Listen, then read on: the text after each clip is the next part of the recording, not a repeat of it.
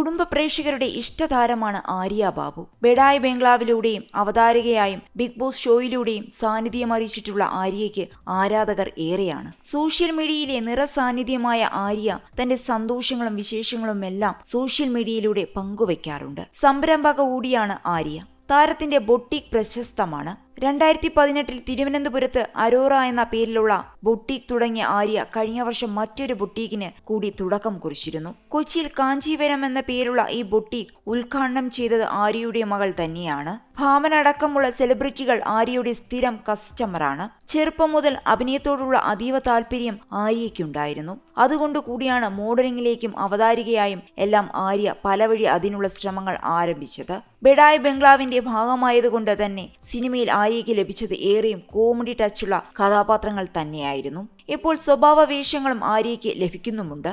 Celebrity ജീവിതം ആരംഭിച്ചാൽ പിന്നെ ഉദ്ഘാടനങ്ങൾ ലഭിക്കുക പതിവാണ്. എന്നാൽ വളരെ ചെറിയ പ്രായത്തിൽ തന്നെ ആശുപത്രി ഉദ്ഘാടനം ചെയ്യാൻ തനിക്ക് സാധിച്ചിരുന്നുവെന്ന് സൈന സൗത്ത് പ്ലസിന് നൽകിയ അഭിമുഖത്തിൽ ആര്യ പറയുന്നു. അച്ഛൻ വഴി തന്നിലേക്ക് വന്ന ഉദ്ഘാടനത്തിന് പോയതിനന്ന് മിഠായിയാണ് പ്രതിഫലമായി ലഭിച്ചതെന്നും ആര്യ പറഞ്ഞു. ഞങ്ങളുടെ വീടിനടുത്തുള്ള ഇന്ന് തിരുവനന്തപുരത്ത് ഏറ്റവും വലിയ പ്രൈവറ്റ് ആശുപത്രികളിൽ ഒന്നായ ഒരു ആശുപത്രിയുടെ അക്കൗണ്ട്സ് കൈകാര്യം ചെയ്തിരുന്നത് അച്ഛനാണ്. തുടക്കം മുതൽ അച്ഛനാണ് അക്കൗണ്ട്സ് നോക്കിയിരുന്നത്. ആ ആശുപത്രിയുടെ പുതിയ ബിൽഡിംഗിന്റെ ഉദ്ഘാടനത്തിന് ഇന്ന നാളിൽ ജനിച്ച ഒരാളെ ആവശ്യമായിരുന്നു. അങ്ങനെയൊരു നാളുകാരനെ കണ്ടെത്തുന്നതിനുള്ള ശ്രമം ആശുപത്രി അധികൃതർ ആരംഭിച്ചപ്പോൾ എന്റെ പേര് അച്ഛനാണ് അവരോട് പറഞ്ഞത്. അങ്ങനെ ഞാൻ അനീതിപ്രാവ് മോഡലിലുള്ള ചുരിദാറൊക്കെ ധരിച്ച് ആശുപത്രി ഉദ്ഘാടനത്തിന് പോയി. നാടമുറിച്ച് ഉദ്ഘാടനം ചെയ്യാമെന്നൊക്കെ കരുതിയാണ് ഞാൻ പോയത്. പക്ഷേ യഥാർത്ഥത്തിൽ പേഷ്യന്റായി കിടന്ന് പരിശോധിക്കാൻ ഡോക്ടർക്ക് അവസരം ഉണ്ടാക്കി കൊടുക്കണം. അതായത് ആ ആശുപത്രിയിലെ ആദ്യ പേഷ്യന്റായി കിടന്ന് ഉദ്ഘാടനം നിർവഹിക്കാനാണ്